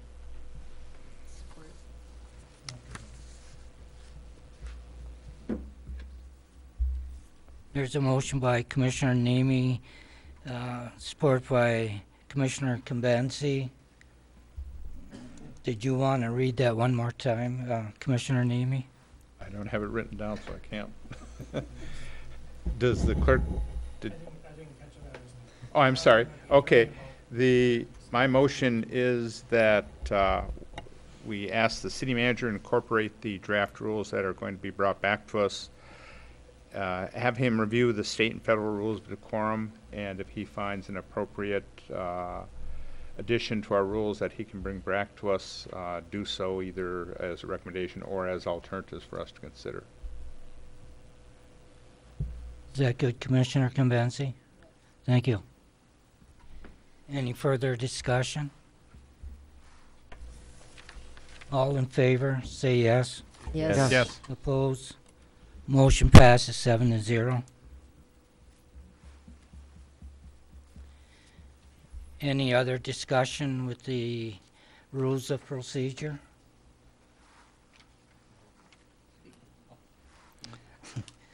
Seeing none, at this time I'll move to public comment. Comments should be limited to 5 minutes per person. Please state your name and address, physical address. Thank you. Good evening. Your Malanky Nate Marquette Drive. Thank you for looking at all the possibilities in making the chambers a more friendly place for everybody. One note, and I will not abuse the 5 minutes or 3 minutes. If you recall, the Rosewood Hotel was under the wrecking ball, and it was already awarded to a local contractor to dispose of it, and you see what it is now. The orphanage, by the action and the article in the paper, has generated some background information with the owner and with some local architects to see what some of the possibilities are for that. It may not work and it may work, but at least that owner is in the same position as the Rosewood owner was many, many years ago. And hopefully this will go in the same direction as the renovation on the Rosewood did. Thank you. Thank you, sir. Also, I apologize because from now on, the 3-minute and 5-minute public comments going to be used here at this diem facing the commission. And I neglected to inform you that the public comments will be in front of the mayor. Thank you. Anybody else wishing to address the commission at this time? Anybody else wishing to address the commission at this time? Seeing none, I'll move to commissioner comment. Commissioner Coyne. I have nothing further to add other than to thank everybody for a good discussion. Appreciate it. Thank you very much, Commissioner Coyne. Commissioner Ryan? Yeah, it was a good discussion. This kind of fits that definition of making sausage, I think. We had a really grind things up quite a bit, but I think I think we made some progress. Sometimes these meetings just whistle on by, and other times they work out like tonight. But it's kind of democracy in action, and no one could ever accuse this commission of not being transparent. You know, what happens, happens here. And we kind of figure it out together, and really that's the way it should be. Of the things that happened tonight, the presentation by the young lady from CARES about recycling, I think it's something we really have to give some thought to, and I think the fact that she is volunteering her organization to step forward and help us is something we should take advantage of. I think it's one of those issues where, you got to really start, and I hate to use cliches, but I think you really have to start thinking out of the box. You know, if we try to make it work within the system we have, it probably is not going to change. And I say that because, as I believe she pointed out, I think 60% of our potential recyclables are organic recycling, and we don't really have a good process for handling that. Saying you can dump it off at the brush dump, every once in a while is probably not something that the average citizen is going to really take advantage of. So I think to really make this work, it's going to take some unique thinking, and it's going to take people looking at different ways to make this work. So that it's got to work for people who really don't care about recycling, but just want to get rid of the stuff they have at their house. And if we can find a way to make it convenient for those people to do what they have to do, I think we can move forward in this. So hopefully we can listen to what perhaps the ideas that may come from this group, and hopefully that would be directed towards city staff, because they're the people who have to make the process work. But I think there are opportunities here, and but I think it's going to take some really different approaches. But I appreciate her comments. Thank you, Commissioner Ryan. Commissioner Stonehouse? Just two quick comments. Boy, if anybody was at the Christmas parade, I think it was a very unique event. And for those of you that missed it, wait till the one next year, because they tell me it will be bigger and better than ever. And our own mayor was leading that parade, and certainly fantastic. Great thing for everybody. And what impressed me, and I'll say we had thousands of people down at the Commons, and we literally did, was how many children were there. It wasn't just the old folks that came out to watch it. It was mom and pop and the kids. And when you really think about it, that's what that parade ought to be about. That's what that whole experience ought to be about. And I think they just had a great time. Great discussion tonight about certainly public comment and how we use it and how we take public input. The thing that was remarkable to me about it was that every commissioner here, and maybe not remarkable, it's certainly very reflective, every commissioner here wanted it, demanded it, felt it was absolutely critical for this group to get it and to receive it, and the arguments only came down to the best way for us to do that. And that's important, because I think what that's really saying is that as a commission, this is a group that is, as Commissioner Ryan said, is entirely transparent and is desperately looking for, not desperately, and is strongly looking for ways that we can gather from the public what their thoughts are, what their ideas are, how we can get better as a city, and how we can improve. And by public comment and the accessibility to this commission, that provides that mechanism. So it was, again, interesting to me to be able to see the different ways people were looking at the same issue, but all of them with the same goal in mind. And again, I think that's just great. Thank you. Thank you, Commissioner Stonehouse. Commissioner Kimbenzi? I have quite a few comments, so if my fellow commissioners and audience could bear with me. First of all, I would like to thank the Arts and Culture Committee for being here. I believe you had a quorum here, meaning that there were several people here just to speak up and stand behind what you're doing. I think that's great. I enjoyed your presentation. And I'd also like to thank the members of CARES for being here. I think it's something you have put in front of us that we all look forward to looking at with great interest. So thank you for taking the time to come. I would like to ask the police chief in regards to Yorma's comment, if groups are looking at the orphanage, we don't own that building. I know it is hard to, I guess, get the access, though, to enter it. I mean, if someone was serious in looking at it or making an offer to the owner. Is it possible? Or, oh, I'm sorry, the fire chief. Thank you. We can arrange that guided Okay. tour. Okay.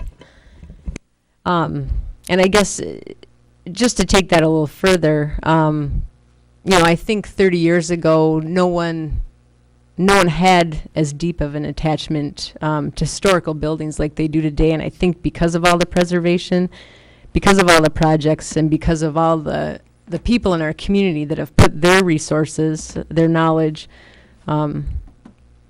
builders, architects, they've all stood behind it. I mean, that's what makes Marquette really unique. So I guess I look forward to whatever happens with this project. I would like to say two more things. One thing, we will be getting a proposal, I believe, very soon on a parcel of property in the Heartwood that a group would like to add an asset to it at our trailhead. And I would just like to remind this commission that as they come forward, last May, the city commission at the time determined that public meetings and forums needed to be held before anything was done with this property, and those have not happened. The second thing I'd like to remind the commission of tonight is that the red and purple areas in the Heartwood have no zoning right now. It's a technicality, but it's something that will hold us back as we look at this property. It's something that hasn't really been done in the last 6 months.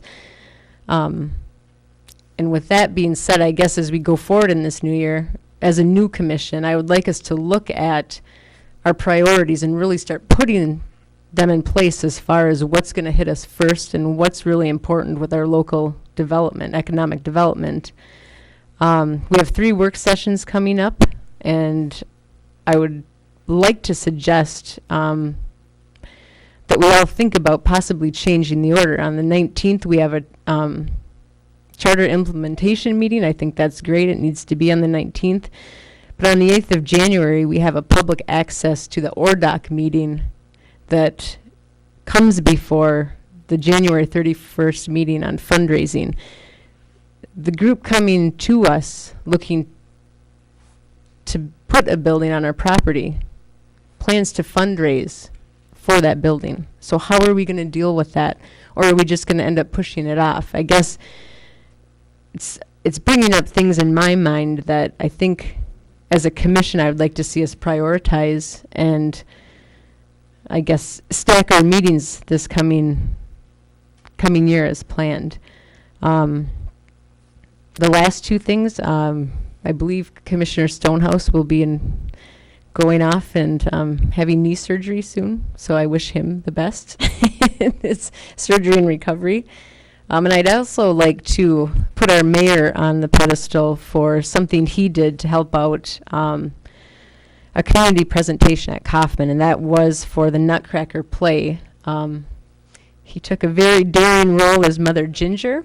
And if any of you have the chance to see pictures or certainly the DVD from it, I would encourage you to do so. Our 109th District Rep, John Kievela, and his wife were also part of the production, and it certainly does mean a lot to the arts community when we get leaders like this to be a part of the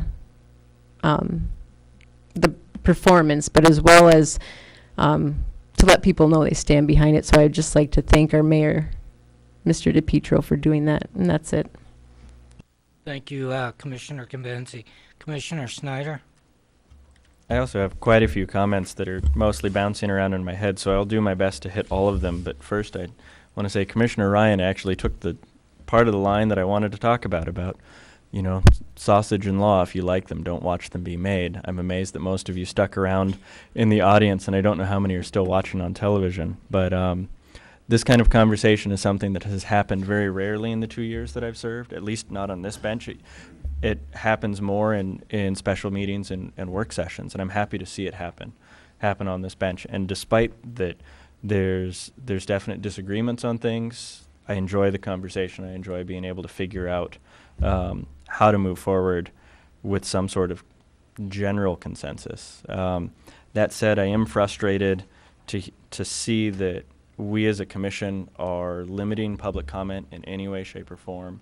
I think losing those 2 minutes I don't think is a huge detriment, but I think it's a shame, particularly when it's couched in language of not wanting to hinder anybody's ability to speak. It seems to be a funny juxtaposition. Moving on from that, I definitely want to make sure that despite all of the conversation around the city manager's evaluation, that our city manager knows that it's nothing about him and his performance. It's purely about how we deal with it as a commission. For the Marquette Cares organization coming forward, I really appreciate the work and the offers that you've made to the city as far as your time and resources that can be available. I don't know what the next step forward is. It seems like some of the commissioners are very interested. It seems like some of our staff is very interested, and the county landfill is very interested. I would like either to have an agenda item in the near future, a work session might be too much, with the commission to figure out how we identify what our citizens are really concerned with regarding our waste stream. The county's really upped its game as far as what they can provide, and our current contract with Waste Management doesn't really utilize what the county can do. And so obviously that's going to need to be looked at. Our contract comes up in June of 2013. And I think that we need to set aside some discussion on how we want to gather citizen comment. Another thing that came up this evening was the Arts and Culture Committee coming in to give a presentation about what they've done and where they're going. And I think it kind of highlights some shortfalls as far as ourselves as a commission and how we deal with our committees. We have so many different committees, and they're all trying to figure out what their direction is. And we heard it with our Arts and Culture Committee is they're relying on staff for direction a lot of ways, and that really bothers me. We're the ones who are appointing them, and they're, in many ways, I feel that they should be advising us on what kind of policies to make and where to take our city. And I think that there's some schizophrenia between commissions or our committees and how they work with their staff liaisons, how they work with us. And I would absolutely support either an agenda item, probably a full work session to identify how we can start redefining our relationship with not only the Arts and Culture Committee, but all of our committees and establish a policy that we can move forward. I think that's the meat of it, and I look forward to seeing you guys next week. Thank you, Commissioner Snyder. Commissioner Namey. Thank you, Your Honor. I too thank CARES for coming here and addressing us. I've been aware of your last two meetings, but unfortunately I've been unable to attend them. Recycling is important to me, and I guess Commissioner Ryan mentioned that we can go out to but we can't do that anymore. November 17th they closed, and I've literally got 3 cubic feet of paper that I want to recycle and not just dump in the garbage. So I think we need a solution to this soon. Because it grows as I collect it, and I like to compost and actually recycle it rather than just sell it for when the price may not be right. They may take my paper and put it in the landfill, and I don't like that. I would hope that maybe the city manager can put in his tickler file that in the near future we can get an agenda item. Maybe the Sustainability Committee workshop would be a good time to do it, but I really would like us to pursue this. Like I said, I've got 3 cubic feet of paper, and that's since the 17th of November, and it's just going to be growing and growing and growing because I'm not going to throw it out. I'm going to compost it somehow. The second thing I wanted to mention is I wanted to thank the Arts and Culture Committee for their presentation and to kind of give people the perspective of what our Arts and Culture Committee does. I was just awestruck when we had a request from I'm going to slaughter this, the Anishinaabe language instructor who has classes at our Arts and Culture Center, pointed out that because of the age of the elders of the tribe, that if it wasn't for those classes, that language would be gone. A language would be gone from this earth, and I think it's just amazing that we have someone who is keeping that language alive and it's just something you just you never think of, but it's we read in history of the Shakers. They all went because of their procreation beliefs, but if our Arts and Culture Center can help keep a language alive, I think that's the one of the biggest things we can do on a cultural basis. Thank you. Thank you, Commissioner Ryan. Commissioner Nemi. Sorry about that. That's okay. I would like to pass on our condolences to the Jane Palmer family. Jane Palmer is the director of the Marquette Senior Center, and the daughter, Jerry Sandri, who had just passed away this past week. And also, I'd like to pass on our condolences to Fire Inspector Paul Ineretti and his wife Lynn on the passing of Paul's father, Vincent Ineretti, this past week. And also our condolences out to Jane and Commissioner Don Ryan. Jane Ryan's mother, Mrs. Mary Lola Kent, passed away recently. Again, we like to express our condolences to these three families in their recent loss of their family members. Also, I'd like to remind hockey fans of the upcoming 24th annual holiday hockey tournament on December 14th, 15th, and 16th. And the Marquette and Iron Range Association are combining to present the longest and continuous invitational tournament in the Upper Peninsula. This tournament will be played at the Lakeview Arena, Barrie Event Center, and in the Gagne Arena. And this tournament will feature competition in the Squirt B, Pee Wee B, and Bantam B divisions. And I'd also like to thank Commissioner Sarah Kamenzi, Nikki Nason, Camila Menge. These were the driving force behind the Nutcracker when they had rehearsals over at the Kaufman Auditorium. And I, as Mother Ginger, had to deal with 4-, 5-, and 6-year-old kids doing the rehearsal. I just said, there ain't no way we're going to pull this off. But these three girls, these three coordinators, when the curtains went up, these young kids turned to professionals, and it was just awesome seeing the grandmothers and the parents and aunts and uncles and all them. They just packed the place, and it was all because of these three, Nikki Nason and Commissioner Kamenzi and Camilla Menge, that put everything together. Also, I'd like to thank my fellow commissioners this evening, City Attorney Ron Keefe, City Manager Bill Vida, and the city staff for a very, very educational meeting tonight. We addressed a lot of things, and a lot of times you can't just do it in a couple sentences. You got to keep throwing it around. We feed off of each other's comments and where we're going with these thoughts. And tonight, use people that stayed out here and sat through this whole thing. Sometimes when I look out there, you say, boy, this is like watching paint dry, you know. And other times it's not. And that's why I say this was very, very good, you know. So I was happy to be, involved with my fellow commissioners and city manager and the city attorney, Ron Keefe, and all, and the city staff for addressing a lot of these issues.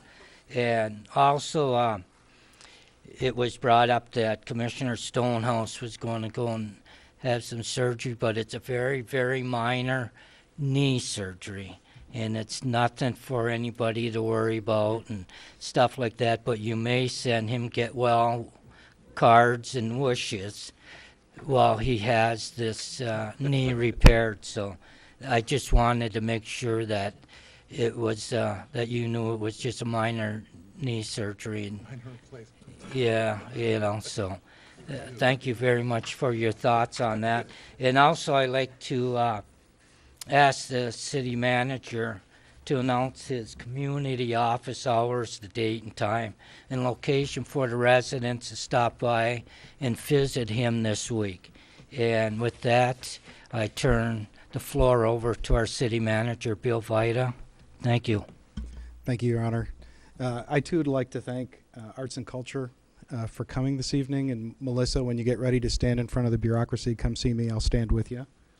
I'd like to thank Heidi for coming. I appreciate your follow-up, and certainly we'll look forward to the outreach that your group is offering. And I'll remind the commission and for everybody in the viewing audience, we have a short cycle this time between city commission meetings because of the holidays. Our next city commission meeting is actually a week from tonight instead of later than that. And we might not be able to get to it the next meeting, but we'll certainly, as you've heard with all the agenda items being requested, try to pack those in a meaningful schedule and relevant. Community office hours are going to be this Wednesday, the 12th, from 10 to 12 in Peter White Public Library's Community Conference Room. And as always, we look forward to anybody who'd like to come down and share their great ideas for how to make Marquette better. Thank you, Your Honor. Thank you, and with that, we're adjourned.